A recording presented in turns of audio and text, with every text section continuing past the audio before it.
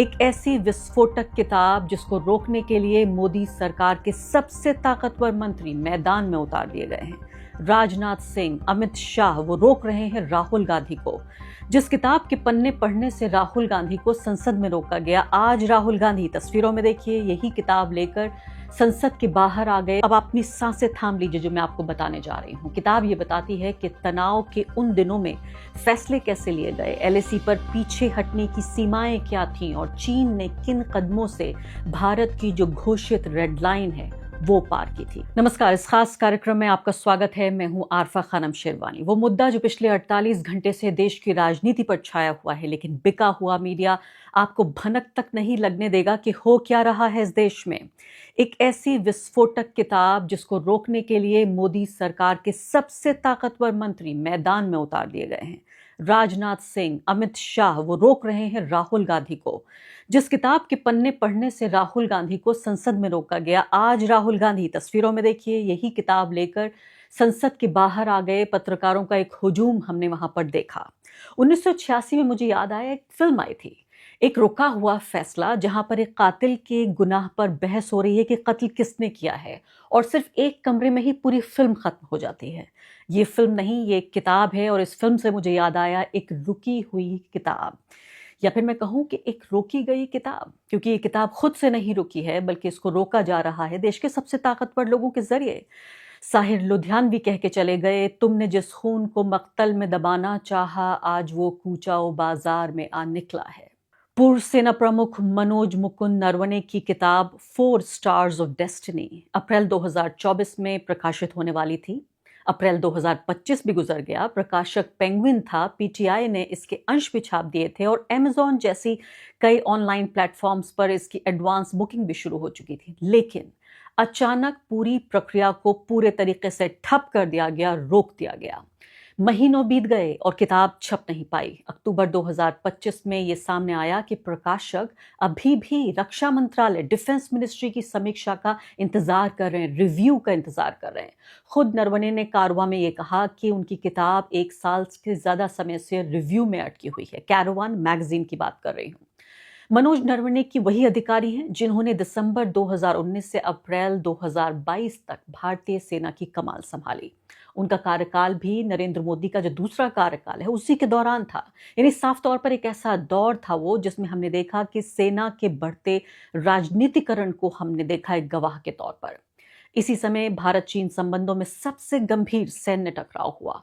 जून 2020 का गलवान संघर्ष, जिसमें भारत के 20 सैनिक शहीद हुए और नियंत्रण रेखा पर भारत को रणनीतिक नुकसान उठाना पड़ा। नरवणे की आत्मकथा इन्हीं घटनाओं पर खुलकर बातचीत करती है। अब अपनी सांसें थाम लीजिए जो मैं आपको बताने जा रही हूँ। किताब ये बताती है कि तनाव के उन दिनों में फैसले कैसे लिए गए, एलएसी पर पीछे हटने की सीमाएं क्या थीं और चीन ने किन कदमों से भारत की जो घोषित रेड लाइन है वो पार की थी। कैरवान ने, जी हाँ, एक बहादुर मैगजीन कैरवान ने इस सबको छापा है। कुछ ही पलों में आपके सामने अंश लेकर यहाँ पर मैं हाजिर होंगी। सवाल ये हो रहा है कि सिर्फ किताब नहीं है, ये एक पूर्व सेना प्रमुख अपने अनुभव और फैसलों को इसमें दर्ज कर रहे हैं। 1 साल से ज्यादा समय तक मंजूरी के इंतजार में आखिर इस किताब को क्यों फंसा रखा है? ऐसा क्या है कि इस किताब को रोका जा रहा है? आखिर किस बात की पर्देदारी है? जो उचित समझो वही करो, कांग्रेस पार्टी लगातार इस बात को उठा रही है। क्यों उठा रही है? क्या उचित समझना था, क्या करना था? अब सुनते जाइए।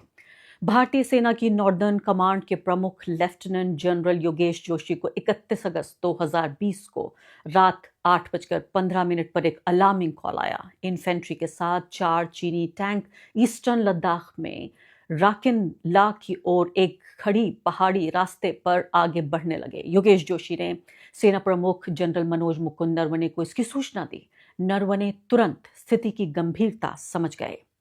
टैंक कैलाश रेंज पर भारतीय ठिकानों से कुछ 100 मीटर की दूरी पर थे। ये रणनीतिक जगह थी और ऊंची जगह थी, जिसे भारतीय सेना ने कुछ घंटे पहले ही चीन की जो पीपल्स लिबरेशन आर्मी है, यानी उनकी फौज है, उसके साथ एक बहुत ही खतरनाक दौड़ में अपने कब्जे में ले लिया था। जो एलओसी है उस पर, यानी चीन और भारत के बीच जो विवाद है उस एलओसी पर, इस इलाके में ऊंचाई का हर मीटर रणनीतिक प्रभुत्व में बदल जाता है, जो स्ट्रेटेजिक पॉइंट होता है उसमें।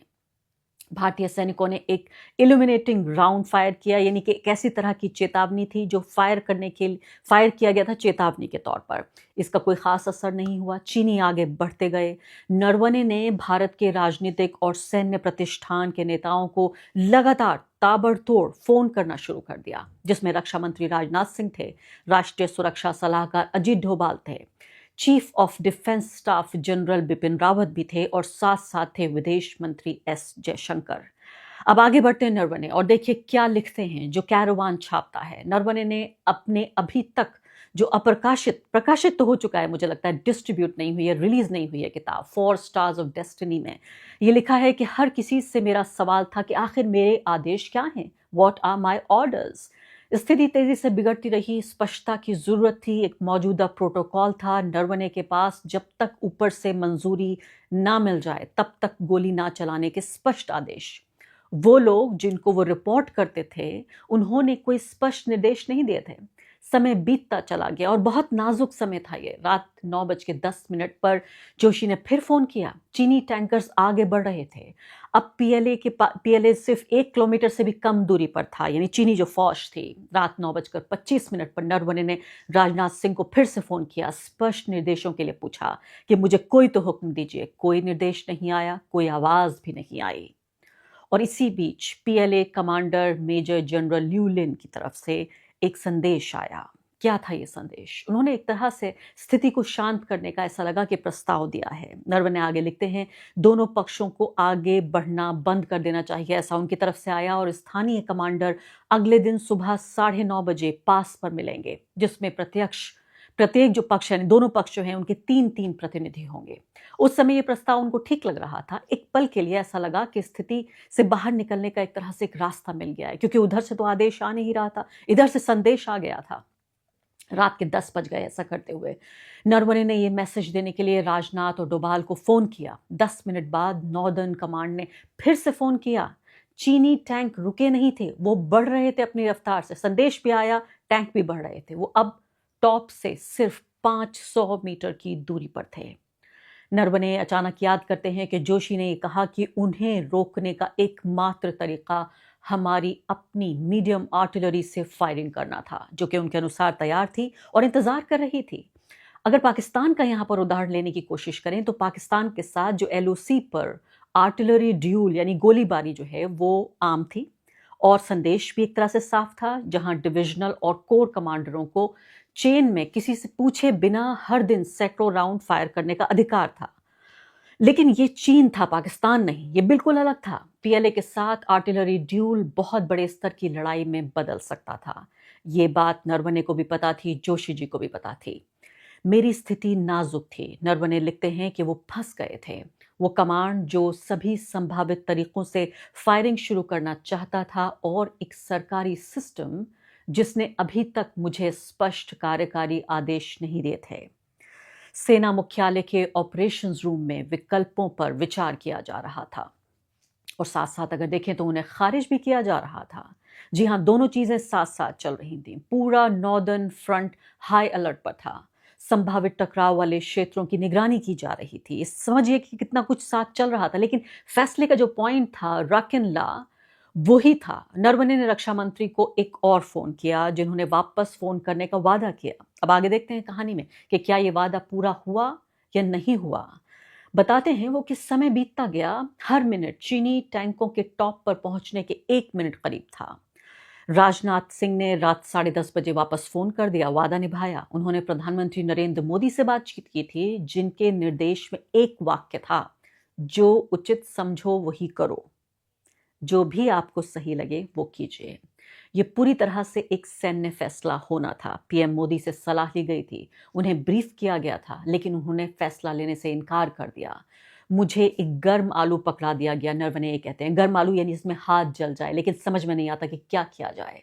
नरवणे याद करते हैं कि इस खुली छूट के साथ जिम्मेदारी अब पूरी तरीके से उन पर थी, यानी मुझ पर थी, ऐसा लिखते हैं वो। कैरवान आगे लिखता है कि नरवणे के लिए ये गहरा और तोड़ देने वाला अकेलापन का लम्हा था। देश कोविड-19 से जूझ रहा था, अर्थव्यवस्था लड़खड़ा रही थी, ग्लोबल सप्लाई चेन टूट गई थी, क्या हम इन स्थितियों में लंबे समय तक चलने वाली कार्रवाई की स्थिति में स्पेयर पार्ट्स वगैरह की लगातार सप्लाई सुनिश्चित कर पाएंगे कि अगर ये लड़ाई शुरू होती है तो आगे का क्या होगा? ये भी लगातार सोच रहे थे ये लोग। वैश्विक मंच पर हमारे समर्थक कौन थे और चीन और पाकिस्तान से मिली भगत वाले खतरे का आखिर क्या होगा? उन्होंने निष्कर्ष निकाला कि उनके पास आवश्यक भंडार तो था, स्टोरेज तो था। नरवणे लिखते हैं कि हम हर तरह से तैयार थे, लेकिन क्या मैं सच में युद्ध शुरू करना चाहता था? ये पूरा फैसला अब नरवणे को लेना था। आपको याद दिलाना चाहती हूँ वो बयान जो नरेंद्र मोदी ने सर्वदलीय बैठक में दिया था। उन्होंने कहा था कि ना वहां कोई हमारी सीमा में घुसा है, ना कोई घुसा हुआ है, और ना ही हमारी कोई पोस्ट किसी दूसरे के कब्जे में है। न वहां कोई हमारी सीमा में घुस आया है, न ही कोई घुसा हुआ है। इस बात से आप अंदाजा लगाइए नरवणे क्या कह रहे हैं। गलवान पर जो सरकार का बयान है वो एक तरफ है, नरवणे की किताब उसी कहानी को बार बार चुनौती देती है कि कैसे जब कोई घुसा नहीं, कहीं कब्जा नहीं हुआ, तो हमारे सैनिक कैसे मारे गए, हमारे सैनिकों के साथ जो मिसट्रीटमेंट किया चीन ने, क्या वाकई उसकी शिकायतें दर्ज की गई या नहीं की गई। क्यों एक ऐसे प्रधानमंत्री जो अपने आप को कहते हैं कि भारत के इतिहास के सबसे मजबूत प्रधानमंत्री हैं, वो क्यों उन्होंने सबसे मजबूत और सबसे अहम वक्त में इतना कमजोर फैसला क्यों लिया, या मैं कहूंगी कोई फैसला ही नहीं लिया। इसी बात को लगातार कांग्रेस पार्टी उठा रही है, राहुल गांधी उठा रहे हैं।